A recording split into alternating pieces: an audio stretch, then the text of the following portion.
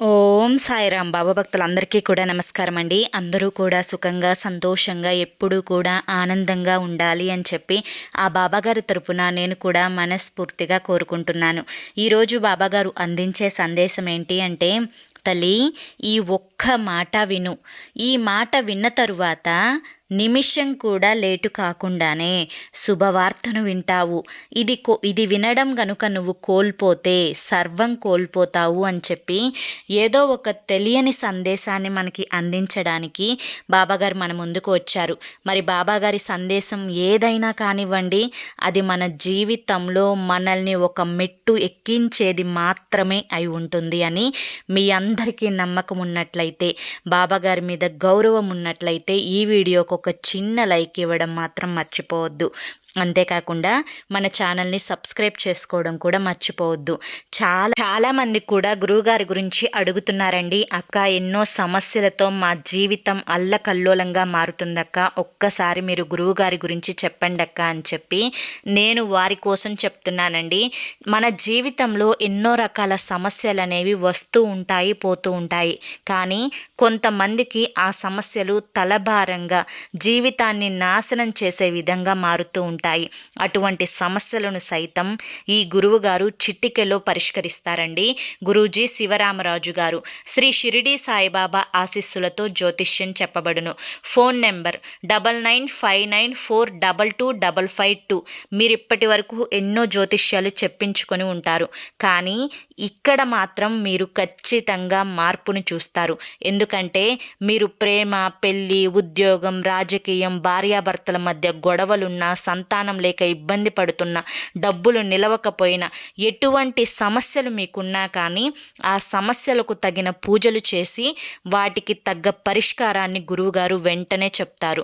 ఒక్కసారి నమ్మకంతో ఈ గురువుగారికి కాల్ చేయండి. గురువుగారు చెప్పింది చెప్పినట్లుగా జరుగుతుంది. ఖచ్చితంగా కాంటాక్ట్ అవ్వండి. ఇక బాబాగారి సందేశం ఏంటో మనం వెంటనే ఆలస్యం చేయకుండా తెలుసుకుందాం. జీవితంలో ఎన్నో రకాల కష్ట నష్టాలతోటి, సుఖ దుఃఖాలతోటి జీవితాన్ని ముందుకు వెళ్తూ గడుపుతూ ఉన్నావు బిడ్డ. ఈ యొక్క ప్రయాణంలో కష్టాలు అనేవి చాలా ఎక్కువగా ఉన్నాయి, సుఖాలు అనేవి చాలా తక్కువగా ఉన్నాయి, కోరుకున్న కోరికలు అనేవి చాలా ఎక్కువగా ఉన్నాయి, కానీ అవి తీరే మార్గం మాత్రం అసలు నాకు కనిపించడమే లేదు బిడ్డ. నీ యొక్క ప్రతి వేదనకు కూడా నేను ఇక్కడే సమాధానం చెప్తాను. ఇది పూర్తిగా విను తల్లి. ఇది విన్న తరువాత అసలు నీ సమస్య ఎక్కడ మొదలవుతుంది, ఆ సమస్యకు పరిష్కారం ఏంటి, నీ కోరుకున్న కోరిక ఎప్పుడు జరుగుతుంది, ఇదంతా కూడా నీకు తెలిసిపోతుంది. అరనిమిషం కూడా ఆలస్యం లేకుండా నీవు కోరుకున్న ఆ శుభవార్త ఏదైతే ఉందో అది నీ చెవిన పడుతుంది బిడ్డ. ఈ చిన్న కథని నువ్వు జాగ్రత్తగా విను. ఈ కథని ఎక్కడా కూడా వదలకుండా విను. అప్పుడే సమస్యలన్నింటికీ కూడా పరిష్కారం నీకు ఈ కథలోనే తెలుస్తుంది తల్లి. ఒక పెద్ద మహా అరణ్యం ఉంది. ఆ అరణ్యంలో 2 చిన్న చిన్న చిట్టెలికలు ఉన్నాయి. అదేవిధంగా 2 మనుషులు కూడా ఉన్నారు. ఆ 2 మనుషులలో ఒక అతని పేరు రాము, మరొక అతని పేరు సోము. అయితే వీరిద్దరూ కూడా ఒక పెద్ద కేకు ముక్క కోసం అడవిలో వెతుకుతూ ఉన్నారు. ఉదాహరణకి ఇక్కడ కేకు అని చెప్తున్నాను. సహజంగా మనకి అడవిలో కేకు ముక్కలు ఇటువంటివేవి దొరకవు, కానీ కథని అర్థం చేసుకోవడం కోసం అక్కడ కేకు ముక్క అని చెప్పి ఉదాహరణకి ఇక్కడ చెప్పడం జరుగుతుంది. కనుక జాగ్రత్తగా విని ముందు కథని అయితే అర్థం చేసుకునే ప్రయత్నం చేస్తారు అని చెప్పి ఆశిస్తున్నాను. అయితే ఇక్కడ రాము, సోము అనే వీరిద్దరూ కేకు ముక్క ఎక్కడ ఉందా అని చెప్పి వెతకడం మొదలు పెడుతున్నారు. ఎందుకంటే వారు ఆ అడవిలో బ్రతకాలి అంటే ఖచ్చితంగా వారికి ఆహారం కావాలి. కనుక ఆ కేకు ముక్క దొరికితేనే వారి యొక్క కడుపు నిండుతుంది, వారు జీవించగలుగుతారు. అలా కాకుండా వారు దానికోసం వెతకడం ఆపేస్తే వారు చనిపోయే అవకాశం కూడా ఉంది. అదే పరిస్థితులలో ఇక్కడ 2 చిట్టెలికలు కూడా ఉన్నాయి. ఆ ఎలుకలు కూడా ఆ కేకు ముక్క కోసం ఆ వెతుకులాట అనేది మొదలుపెట్టాయి. ఇక్కడ ఇద్దరు మనుషులు రాము సోము వెతుకుతున్నారు. అదేవిధంగా ఇక్కడ ఎలుకలు కూడా వెతుకుతున్నాయి.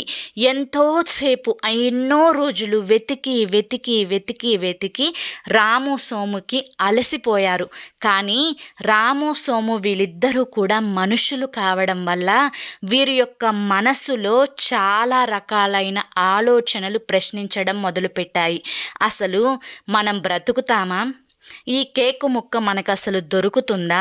ఇంత పెద్ద మహారణ్యంలో ఆ ఒక్క కేకు ముక్క కోసం ఎక్కడికి వెళ్ళి వెతకాలి? ఎన్ని చోట్ల వెతకాలి?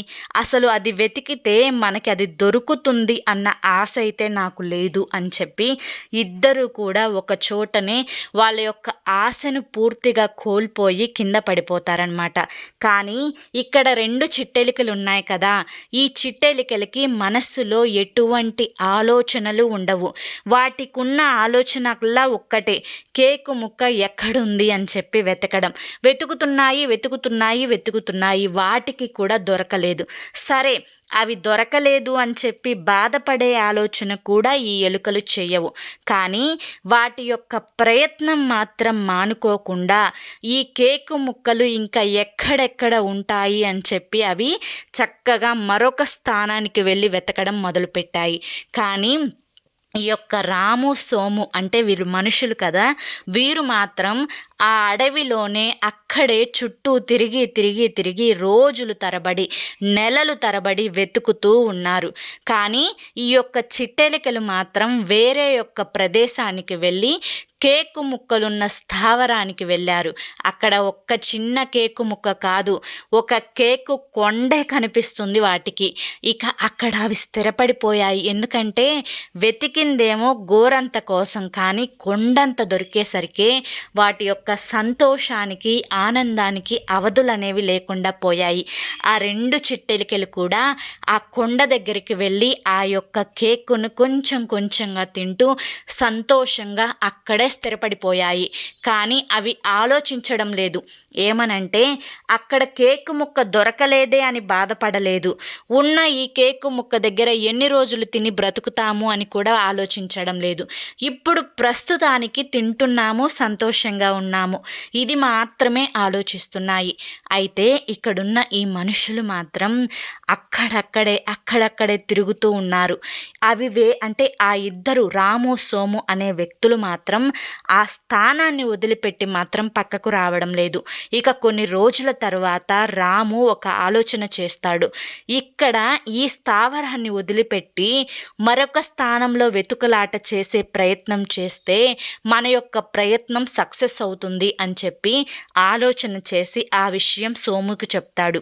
అప్పుడు సోము ఏమంటాడు అంటే, ఏం మాట్లాడుతున్నావురా నువ్వు? అసలు ఈ మహారణ్యంలో మనం వెతికే చోటే ఉంది అనే ఒక ఆనవాలైనా ఉంది, కానీ అసలు ఎక్కడుందో తెలియని స్థావరాలకు వెళ్ళి ఎక్కడని వెతుకుతాము? అసలు వెతికే అంత ఓపిక మన దగ్గర ఉంటుందా? ఇంత ప్రయత్నించి ఇంత కష్టపడి వేరే స్థానానికి వెళ్తే మాత్రం ఆ వెళ్ళిన దగ్గర ఉంటుంది అన్న నమ్మకం ఏముంది? నేనైతే రాను. ఇన్ని రోజులు కష్టపడ్డాను కదా, ఇంకొన్ని రోజులు కష్టపడతాను, దొరుకుతుంది అని చెప్పి అక్కడే ఉండిపోతాడు. కానీ సోము మాత్రం అలా కాకుండా అతని యొక్క భయాలను ఒక్కొక్క దాన్ని విడిచిపెట్టి బయటకు రావడం మొదలు పెడతాడు. ఇక అలా బయటకు వస్తూ ఉన్నప్పుడు తనకి కొన్ని భయాలనేవి కలుగుతూ ఉంటాయి మనసులో. తను చెప్పింది నిజమే కదా, నేను నిజంగా బయటికి వచ్చి తప్పు చేశానా? లేకపోతే అతని దగ్గర ఉంటే తరువాత అయినా దొరికేదేమో, ఇప్పుడు నాకు దొరుకుతుంది అన్న గ్యారెంటీ ఏముంది? అంతేకాకుండా అతనితో నేను పగ కూడా పెట్టుకొని వచ్చాను, అసలు ఇది దొరుకుతుందా అని చెప్పి. తరువాత మళ్ళీ అతని మనస్సులోనే మరొక ఆలోచన వచ్చింది. అదేంటి అంటే, ఆహా, నేను బయటికి రావడం అయితే చేశాను కదా, ఖచ్చితంగా అది నాకు దొరుకుతుంది, అక్కడ కష్టపడేదేంటో ఇక్కడ కష్టపడతాను అని చెప్పి మళ్ళీ అతనే ధైర్యాన్ని చెప్పుకొని ముందుకు వెళ్తాడనమాట. ఇలా జరుగుతూ ఉంటే అతను కూడా ఒక పెద్ద కేకు కొండ, ఏవైతే 2 చిట్టెలికలు ఉన్న కొండ ఏదైతే ఉందో, ఈ రాము అనే వ్యక్తి కూడా అదే కొండ దగ్గరికి వస్తాడు. ఆ కొండని చూసి ఒక్కసారిగా షాక్ అవుతాడు. వామ్మో, చిన్న ముక్క కోసం ఆ అరణ్యంలో పాకులాడానే, ఇక్కడ ఏకంగా కొండే ఉంది. వామ్మో ఎంత పెద్ద కొండ, ఎన్ని రోజులు కూర్చొని తిన్నా తరగనంత కేక్ కొండ ఉంది ఇక్కడ, ఇంతకంటే నాకేం కావాలి అని చెప్పి ఇంకా అక్కడ కూర్చొని చక్కగా తినడం ప్రారంభించాడు. కడుపుకి ఆకలైనప్పుడు తినడం, సంతోషంగా నిద్రపోవడం అలా చేశాడు. ఇక్కడ ఏ ఆలోచనలు లేని చిట్టెలికలు ముందే వచ్చేశాయి. అంటే బిడ్డ, ఆ ఎలుకలకు ఎటువంటి భయం లేదు, ఎటువంటి బాధ లేదు, ఏదన్నా జరుగుతుందేమో అన్న కంగారు లేదు. కేవలం వాటి యొక్క లక్ష్యం కేక్ ముక్క. ఆ లక్ష్యం కోసం ఒకచోట కాకపోతే మరొక చోట ప్రయత్నించి విజయాన్ని పొందాయి. ఇక్కడ మనుషులు మాత్రం వాటికంటే వెనకపడ్డారు. కారణం ఏంటి అంటే తల్లి, ఎప్పుడైనా కానీ మనిషి ఆలోచిస్తాడు.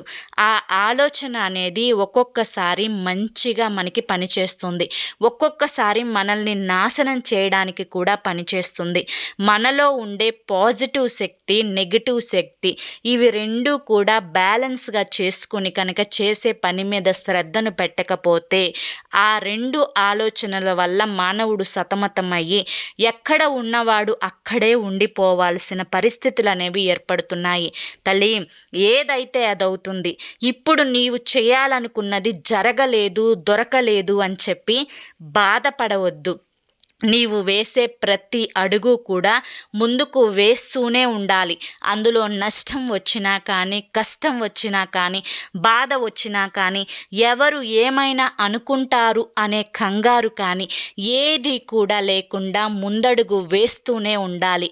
అలా వేస్తూ అంటే ఏటి గురించి ఆలోచించకుండా, ఎవరి గురించి భయపడకుండా, దేని గురించి కంగారు పడకుండా అలా ఒక్కొక్క అడుగు వేస్తూ ఉన్నప్పుడు మాత్రమే నీ యొక్క లక్ష్యం వైపు నువ్వు ఖచ్చితంగా ముందడుగు వేయగలుగుతావు. బిడ్డ, ఎప్పుడైనా కానీ జంతువులు అందుకే వాటి యొక్క ఏదైనా కానీ, ఇప్పుడు నువ్వు ఒక పులిని చూసుకున్నావు అంటే ఆ పులి అనేది దేనికి భయపడదు. తను ఒక జింకను వేటాడేటప్పుడు తన యొక్క పూర్తి టార్గెట్ అనేది జింక మీదే ఉండి దానికోసం ఎంత శ్రమను పెట్టి పరుగులు తీసి ఆ జింకని పట్టుకుంటుంది. అదేవిధంగా నీ యొక్క లక్ష్యం వైపు కూడా అలాగే పరుగులు పెట్టాలి. అప్పుడే కోరుకున్న కోరికలతో పాటుగా వినాలి అనుకున్న శుభవార్తలు కూడా వింటావు. బిడ్డ, ఎప్పుడైతే మనిషి ఎక్కడ ఉన్నవాడు అక్కడే ఉంటే, ఏది సాధించలేక అక్కడే తను స్థిరపడిపోతాడు. బయటకు రావాలి అంటే భయపడిపోతాడు. ఎప్పుడూ కూడా తన చుట్టూ ఒక కంఫర్ట్ జోన్ని ఏర్పాటు చేసుకుంటాడు. ఆ కంఫర్ట్ని వదిలిపెట్టి వెళ్తే భయాలు ఎదుర్కోవాలి, బాధలు పడాలి, కష్టాలు ఎదుర్కోవాలి అని ఎక్కువగా ఆలోచిస్తూ ఉండి ఆ కంఫర్ట్ జోన్లో నుంచి బయటకు రావడానికి కంగారు పడుతూ ఉంటాడు. తల్లి, నీ యొక్క కంఫర్ట్ జోన్ ఏదైతే ఉందో అందులో నుంచి నువ్వు బయటకి వచ్చినప్పుడు మాత్రమే నువ్వు చేరాలి అనుకున్న తీరాలకు ఖచ్చితంగా చేరగలుగుతావు. కనుక జాగ్రత్త అనేది చాలా అవసరం. భయం ఉండకూడదు, కంగారు ఉండకూడదు, ఎదుటి వారి గురించి ఆలోచన ఉండకూడదు. పూర్తి శ్రద్ధ, ఏకాగ్రత అనేది నువ్వు చేస్తున్న పని పట్ల మాత్రమే ఉండాలి. అప్పుడే అనుకున్న లక్ష్యాలను ఒక్కొక్కటిగా నువ్వు ఎక్కుతూ నువ్వు చేరుకోవాలి అనుకున్న తీరాలకు ఖచ్చితంగా చేరుకుంటావు. కనుక ఇక దేని గురించి ఆలోచించకుండా, దేని గురించి కంగారు పడకుండా ఇకపైనైనా కానీ ముందడుగు వేయడం ప్రయత్నించు. తల్లి, నువ్వు నా బిడ్డవమ్మా.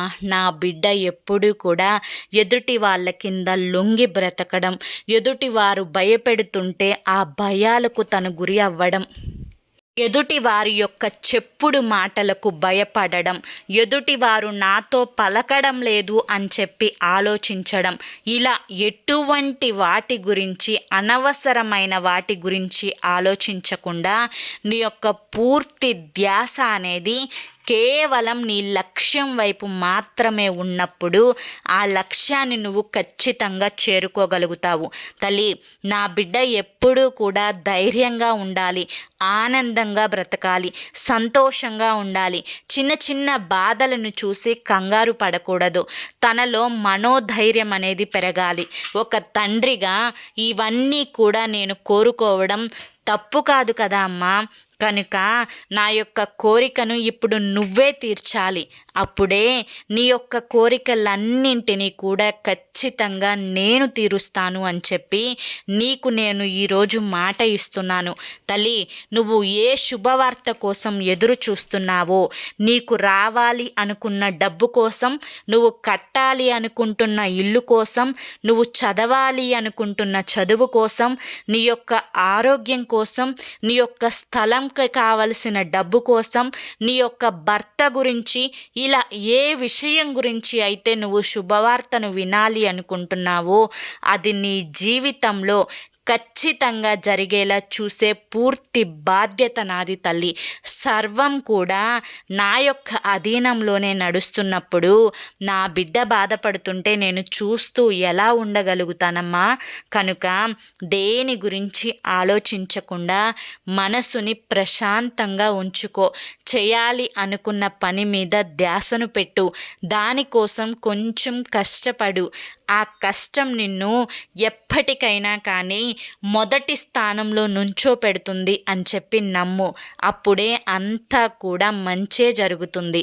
ఈ కథ ద్వారా నువ్వు తెలుసుకున్నది కూడా అదే తల్లి. ఎప్పుడైనా మనుషులు భయపడినట్లుగా ఏ జంతువులు భయపడవు, ఏ జీవరాశులు భయపడవు. కనుకే వాటికి ఏ బాధలు లేకుండా ఆనందంగా అవి చేరాలి అనుకున్న తీరాలకు చేరగలుగుతున్నాయి. మనిషి మాత్రమే భయంతోటి, కంగారుతోటి వాటి యొక్క తీరాలకు చేరకుండా అక్కడే మధ్యలోనే ఆగిపోతున్నాడు. కనుక జంతువులను చూసి ఈ చిన్న పని నేర్చుకుంటే మానవుడు ఎప్పుడో ఇంకా ఇంకా గొప్ప స్థాయికి ఎదగగలిగేవాడు. తల్లి, ఎవరో ఏదో అంటున్నారు, ఇవాల్టి రోజున నువ్వు ఈ చిన్నగా అంటే నీకు ఏదీ లేని పరిస్థితులలో నిన్ను చూసి ఎగతాళి చేస్తున్నారు అని బాధపడకు.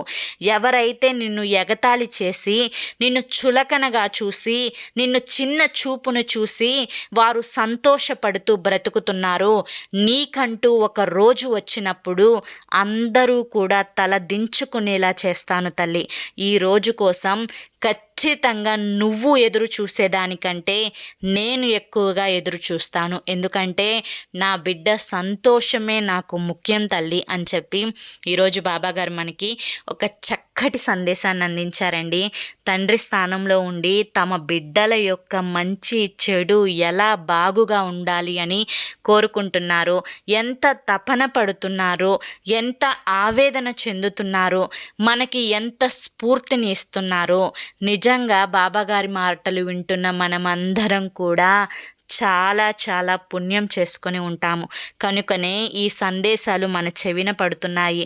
ఎప్పుడైతే జీవితంలో అన్నీ కోల్పోయామో, మాకు ఏదీ లేదు అని దిగులు పడుతూ ఉంటామో, అటువంటి సమయంలో మనం ఏది వింటే ఆనందంగా ఉంటాము, ఏది వింటే ధైర్యంగా ఉంటాము అనే మాటని మనకు వినిపించి, తండ్రిగా నేనున్నానమ్మా నీకు అని ఎప్పటికప్పుడు ధైర్యాన్ని ఇస్తున్నారు మన షిరిడీ బాబా గారు.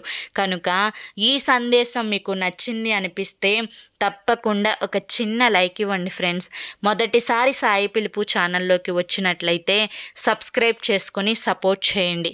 మరి రేపు మరొక మంచి సందేశంతో తప్పకుండా కలుసుకుందాము. అంతవరకు కూడా బాబా ఆశీస్సులు మీపై ఉండాలి అని చెప్పి మనస్ఫూర్తిగా కోరుకుంటూ సర్వే జనా సుఖినో భవంతు. ఓం సాయిరామ్.